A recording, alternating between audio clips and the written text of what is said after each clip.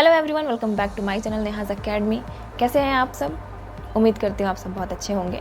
तो चलिए आज की क्लास में हम करेंगे PYQs। जी हाँ, ये वही प्रीवियस ईयर क्वेश्चंस हैं जिसका आप बेसब्री से इंतज़ार करते रहते हैं कि इसकी प्रैक्टिस कब होगी, कब हम इसकी तैयारी करेंगे, कब हम UGC नेट की प्रिपरेशन PYQs के साथ करेंगे। तो चलिए आज से शुरू करते हैं हम PYQs की क्लास। तो आज हम करेंगे टीचिंग एप्टीट्यूड से कुछ क्वेश्चन सॉल्व, जो कि आप देख पाएंगे कि इसके किस टाइप के क्वेश्चंस दिए जाते हैं, कौन कौन से टर्म्स होते हैं इसके, ये सारी चीज़ें आज के इस क्वेश्चंस में हम करेंगे। तो चलिए बिना किसी देरी के शुरू करते हैं हमारी PYQs की क्लास। तो चलिए शुरू करते हैं हमारी ये क्लास। तो जैसे कि आपने थंबनेल में भी पढ़ा होगा कि आज से हम करने वाले हैं प्रीवियस ईयर क्वेश्चंस यानी कि PYQs सॉल्व। तो हमारे क्वेश्चन का जो टॉपिक होगा वो होगा टीचिंग एप्टीट्यूड से। इसमें आपको PYQs एंड MCQs दोनों देखने को मिल सकते हैं। तो ये हम कर रहे हैं प्रैक्टिस के लिए एंड साथ ही साथ हमारी एक प्रैक्टिस से बहुत सारे टॉपिक्स भी होंगे क्लियर। तो देखते हैं हमारा जो पहला क्वेश्चन है वो क्या है। क्वेश्चन मैंने हिंदी इंग्लिश दोनों में दिया है ताकि जिनको भी लैंग्वेज की प्रॉब्लम हो वो दोनों में देख सकते हैं। हमारा फर्स्ट क्वेश्चन है द ब्रेन। अब देखोगे यहाँ पे स्टेटमेंट से सबसे पहले देखो ये दो स्टेटमेंट दिए हुए हैं, इन दोनों को अच्छे से पढ़ना है एंड देन उससे रिलेटेड क्वेश्चन का आंसर है। एक और बात मैं बता दूँ कि इस PYQs में हमने वो सारे पैटर्न्स रखे हैं जो एग्जामिनेशन में दिए जाते हैं ताकि आपको क्वेश्चंस को समझने में इजी भी हो और आप ये भी समझ पाएँ कि क्वेश्चंस किस तरीके से दिए जाते हैं। तो चलिए पढ़ते हैं क्वेश्चन। तो फर्स्ट स्टेटमेंट जो है वो कहता है the brain continues to develop throughout childhood and adolescence. तो जो हमारा जो ब्रेन है वो चाइल्डहुड एंड एडोलसेंस हर में पार्ट में डेवलप करता है। एंड देन सेकेंड स्टेटमेंट है the logical and goal directed actions. मतलब कुछ लॉजिक्स हैं और गोल डायरेक्टेड जो एक्शंस होते हैं वो begin in sensory motor period, यानी सेंसरी मोटर पीरियड में ही शुरू होते हैं। तो क्या है क्वेश्चन, क्या आप बोलते हैं कि in light of above statement choose the most appropriate answer from the option given below.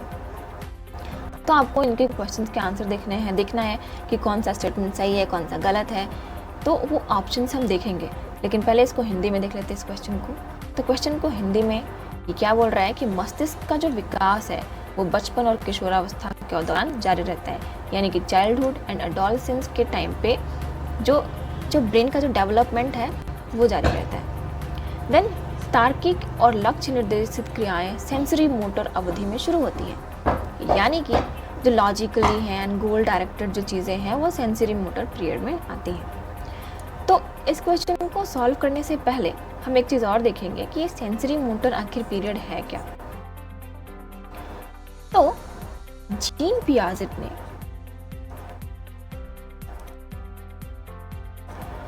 एक थ्योरी दी है कॉग्निटिव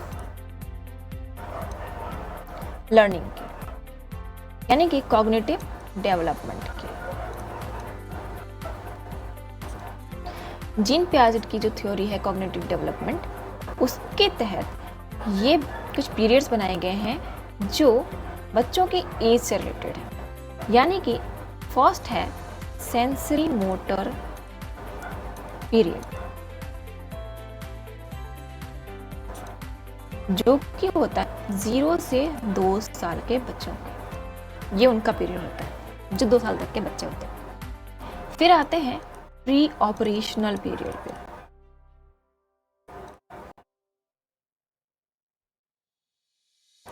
अगर राइटिंग समझ में ना आए तो आप सुन करके इसे कर सकते हैं। प्री ऑपरेशनल पीरियड जो होता है वो होता है 2 से लेकर के 7 साल के बीच का। फिर होता है concrete operation.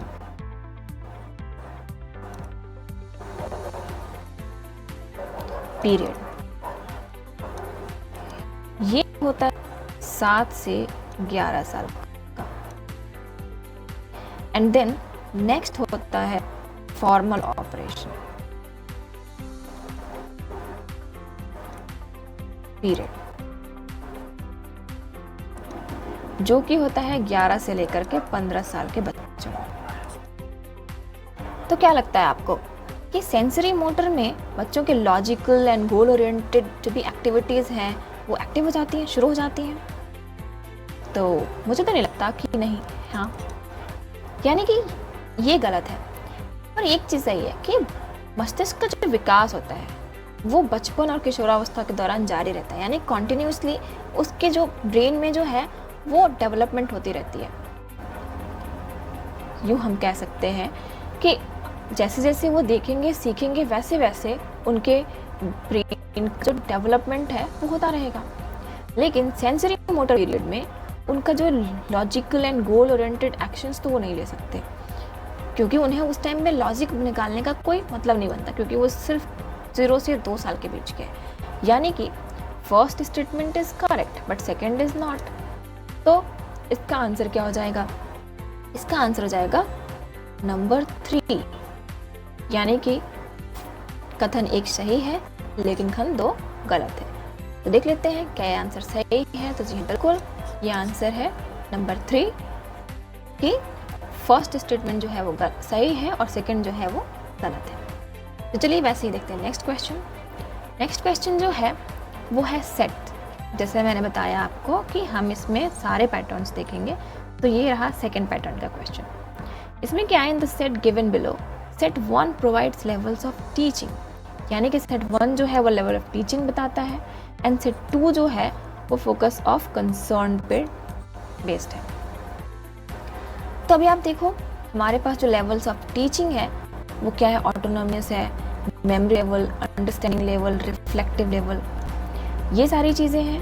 And focus of concern जो है वो है problem rising and development level, problem solving, affects and feelings, recall of facts and information, seeing of relationship among facts and their examples, peer learning। तो इसको हिंदी में भी देख लेते हैं पहले कि है क्या।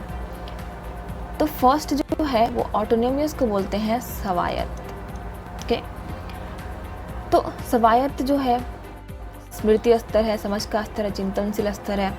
एंड वैसे ही नंबर 5 है साथ साथ सीखना, तथ्य और उनके उदाहरणों के बीच संबंध देखना, तथ्य और सूचनाओं का स्मरण, प्रभाव और भावनाएं, समस्या का बढ़ना और विकास स्तर की समस्या का समाधान। तो चलिए देखते हैं कि हम क्वेश्चन कैसे सॉल्व करेंगे।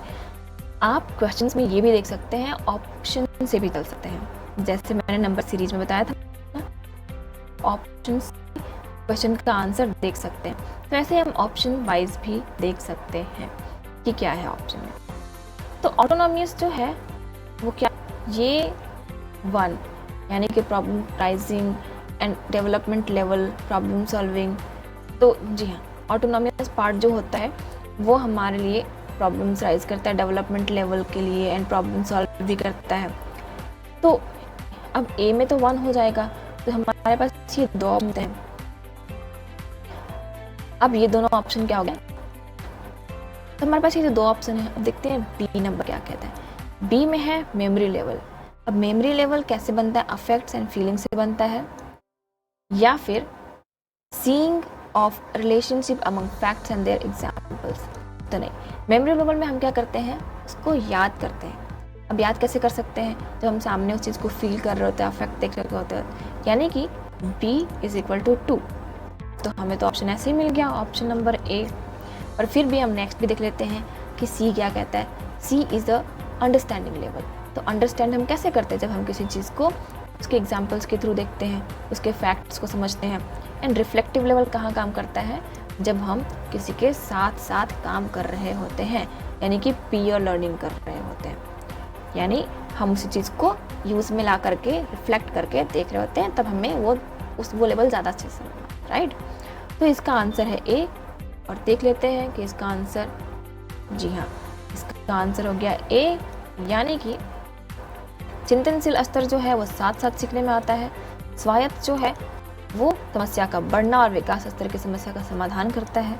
स्मृति स्तर जो है वो प्रभाव और भावनाएं के लिए होता है, और समझ का स्तर जो होता है वो तथ्यों और उनके उदाहरणों के बीच को रिलेशन को देखने का होता है। तो हमारा नेक्स्ट क्वेश्चन क्या है?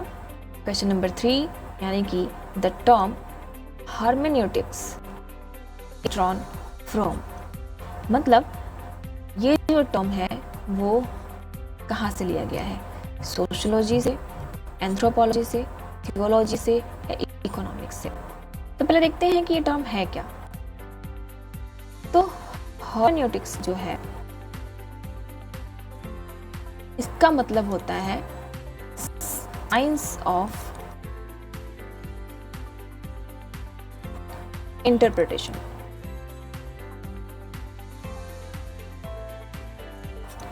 यानी कि ये व्याख्या क्या है? सिद्धांत है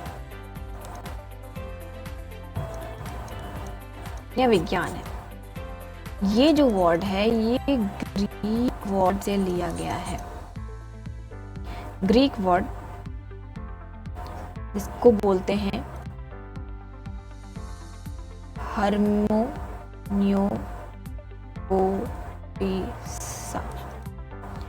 इस वर्ड से लिया गया है, जिसको लिया गया है हर्म्यो, जो कि है द साइंस ऑफ इंटरप्रिटेशन, यानी कि व्याख्या का सिद्धांत।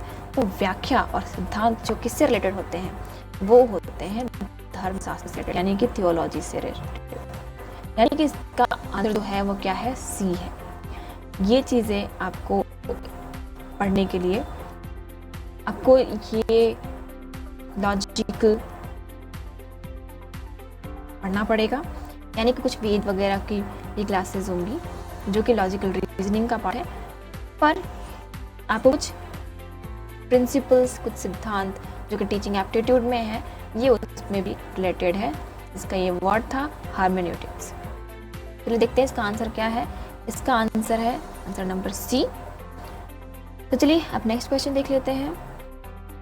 नेक्स्ट क्वेश्चन जो है वो असर्शन एंड रीजनिंग है।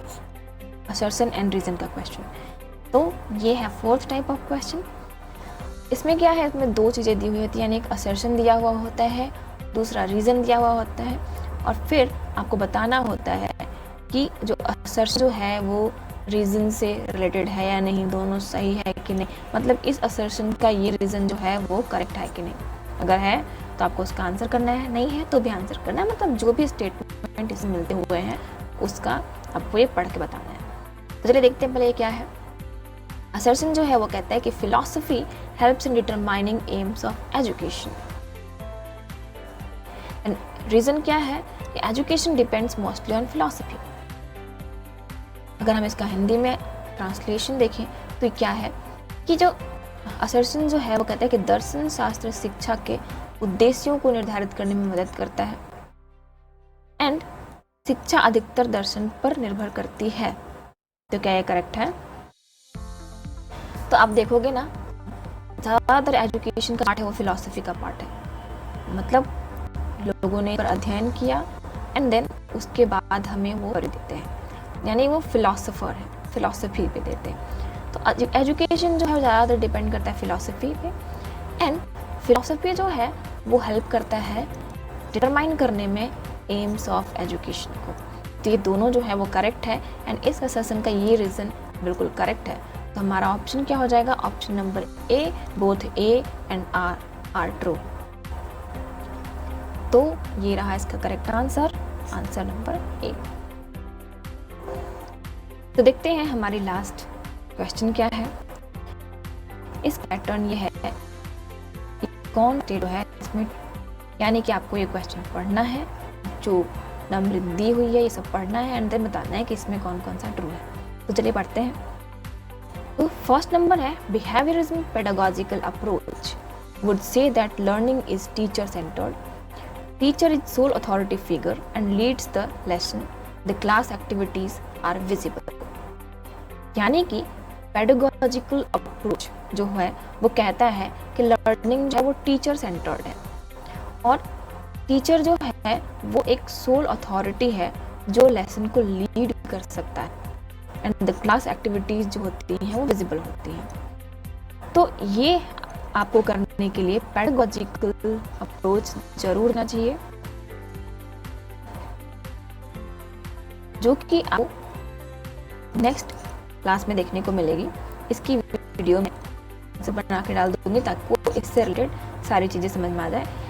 एक अगर शॉर्ट फॉर्म में बता दूँ तो पेडागोजिकल अप्रोच जो है वो क्या कहती है कि आप जो भी बच्चे होते हैं यानी अडल्ट लर्निंग से नीचे पेडागोजिकल वो अप्रोच में देखोगे कि अक्सर जब हम कभी बच्चों को देखते हैं पढ़ते हुए, जब हम बच्चे थे तब हमने जब पढ़ाई की थी तो उसमें क्या होता है, टीचर्स जो होते हैं वही सेंटर्ड होते हैं, यानी कि हमारी जो पढ़ाई होती है उसमें टीचर सेंटर्ड मेथड से पढ़ाया जाता है। बच्चे अक्सर टीचर की बात मानेंगे, जो उन्हें पढ़ाएंगे वो होगा। उसमें बच्चे जो हैं यानी कि जो लर्नर्स जो हैं वो सेंटर में नहीं होते, यानी टीचर उन्हें लीड करते हैं और स्टूडेंट्स सुनते हैं और उनके अकॉर्डिंग कार्य करते हैं यानी पढ़ाई करते हैं। तो पेडागोजिकल अप्रोच में टीचर सेंटर्ड मेथड हमेशा होता है। तो यानी कि ये क्वेश्चन तो है ही। अभी देखो अगर हम ऑप्शन वाइज जाए तो एक स्टेटमेंट हमें सही मिल गया है जिसकी वजह से हमें 2 करेक्ट आंसर मिल रहे हैं। अब देखते हैं ये 4 नंबर जो है वो सही है कि नहीं। अगर ये सही है तो हमारा जो ये फर्स्ट ऑप्शन है ये सही हो जाएगा, और अगर गलत है तो हमारा ही सही हो जाएगा। देखते हैं कौन सा है। The process of imbibing one's own culture in one's personality is called as inculturation, यानी कि किसी की अपनी संस्कृति को अपने व्यक्तित्व में आत्मसात करने की प्रक्रिया को संस्कृतिकरण कहा जाता है। तो बिल्कुल इनकल्चरेशन जो है वो यही तो है कि जब आप किसी और की संस्कृति को अपना मान लेते हो, इनकल्चर्ड कर लेते हो। तो ये जो है ये ऑप्शन जो है वो बिल्कुल सही है, यानी कि हमारा जो ऑप्शन है वो है करेक्ट आंसर ए। तो देखते हैं क्या ये करेक्ट आंसर है। तो बिल्कुल ये है इसका करेक्ट आंसर। तो हमने कर लिए previous year questions, 5 question solve जो कि टीचिंग एप्टीट्यूड से रिलेटेड थे। तो आपको अगर ये क्वेश्चन समझ में आया हो तो प्लीज़ वीडियो को लाइक करें, दोस्तों के साथ शेयर करें एंड कमेंट में ज़रूर बताएं कि आपको ये वीडियो कैसी लगी।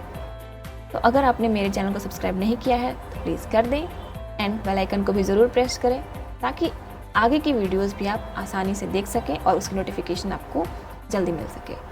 So wish you very all the best for your exams and for your preparations. Bye bye.